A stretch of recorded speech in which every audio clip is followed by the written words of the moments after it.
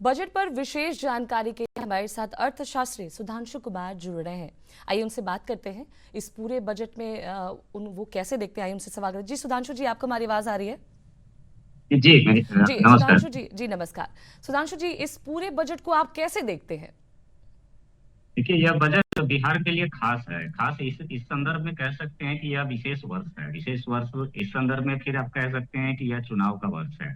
और इस बजट में आने वाली घोषणाओं की एक झलक केंद्रीय बजट में भी दिखी थी। तो केंद्र सरकार का जो बजट आया था उसमें बिहार के लिए बहुत खास घोषणाएं की गई थी। उससे आगे बढ़ते हुए यह जो राज्य का बजट है, इस राज्य में राज्य सरकार की जो प्राथमिकताएं हैं उसे और आगे ले जाने की कोशिश की गई है। जैसा कि वित्त मंत्री जी ने अपने भाषण में भी कहा और अपनी प्रायोरिटियों को जो दर्शाया है, तो उससे यह लगता है कि यह इस बजट के केंद्र में जो सरकार की प्राथमिकताएं हैं वो है महिला, युवा, किसान और इंफ्रास्ट्रक्चर डेवलपमेंट है। तो कुल मिलाकर के देखें तो इस बजट का आकार जो है 3,16,895 करोड़ रुपए का है, जो पिछले वर्ष की तुलना में 13.69% है।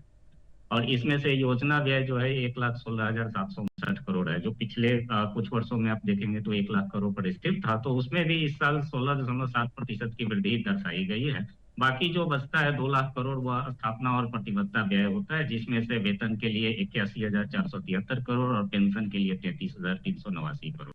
तो एक तरह से जो एक चुनौती रही है कि जैसे रोजगार प्रदान करने के लिए और उस रोजगार के लिए वित्त की व्यवस्था करने की, तो इसमें इस बजट में इसका भी प्रावधान किया गया है। और वेतन और पेंशन को अगर मिलाए तो टोटल एक्सपेंडिचर का करीब करीब 36% उस हिस्से को अलोकेट किया गया है।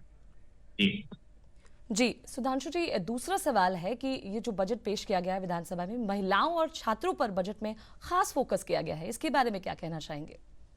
देखेंगे कि जैसा कि हमने देखा और हमने अभी बातचीत की कि जो प्राथमिकता के केंद्र में महिलाएं हैं, तो महिलाओं को जब महिलाओं के संदर्भ में जो घोषणाएं की गई हैं वो उनका केंद्र जो है महिलाओं का सशक्तिकरण रहा है। और महिलाओं के सशक्तिकरण के लिए चाहे जो ट्रांसपोर्ट में उनके लिए ट्रांसपोर्ट डिपार्टमेंट में जो बसों से संबंधित है, महिलाओं जी के जी। लिए खास आरक्षण की व्यवस्था की गई है। उनके लिए वाहन चालन प्रशिक्षण की व्यवस्था की जाएगी, बसें चलाई जाएंगी। इनसे क्या होता है कि महिलाएं ऐसे बसेज में जा सकती हैं, लेकिन विशेष व्यवस्था जब होती है तो महिलाएं वैसे प्रोफेशंस में, वैसे व्यवसाय में आती हैं जो उनसे अब तक दूर रहा है, चाहे बस चलाना हो, बसों का संचालन हो। तो इस तरह की व्यवस्था की गई है। उसके बाद फिर जो पिंक टॉयलेट की व्यवस्था की गई है, जो कुछ आधारभूत जरूरतें हैं जो मनुष्य के सम्मानपूर्ण जीवन के लिए, उनके लिए इस तरह की व्यवस्था की गई है। युवाओं की बात करें तो युवाओं का जो मुख्य फोकस रहा है सरकार का पिछले कुछ वर्षों में, सरकारी नौकरी के लिए प्रावधान करना। तो उस सरकारी नौकरी के साथ साथ रोजगार के लिए जो कुछ अवसर हो सकते हैं उसे राज्य सरकार ने अपने बजट के प्रावधान में भी उसको इंगित भी किया है। और आने वाले समय में उसको स्किल डेवलपमेंट या स्टार्टअप के सपोर्ट सिस्टम के माध्यम से आगे बढ़ाने की व्यवस्था की जाएगी। जी, हमारा तीसरा सवाल है सुधांशु जी आपसे। ग्रीन और पिंक बस चलाने की बात की जा रही है, इसका राज्य के लोगों पर और महिला सशक्तिकरण पर क्या असर पड़ेगा?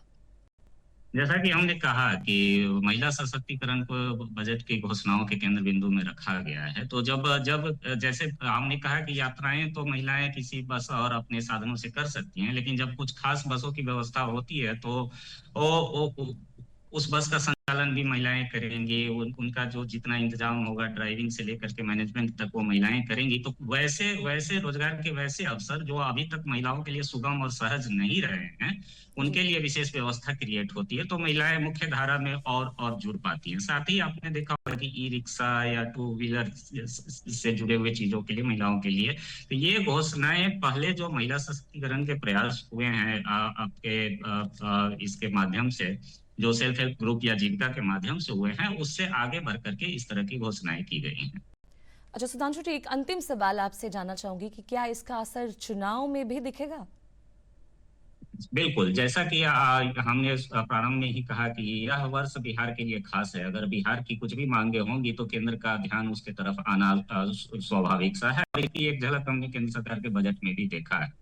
तो आप इस बजट में भी आप देखेंगे कि बजट का जो स्वरूप है, जैसे कैपिटल एक्सपेंडिचर जिसे हम पूंजीगत व्यय कहते हैं, जी जिसका उपयोग राज्य की आधारभूत संरचना के निर्माण में किया जाता है, तो उसमें वृद्धि की भी घोषणा इसमें भी की गई है। तो कुल बजट का लगभग 20% कैपिटल एक्सपेंडिचर के लिए अलोकेट किया गया पूंजीगत व्यय।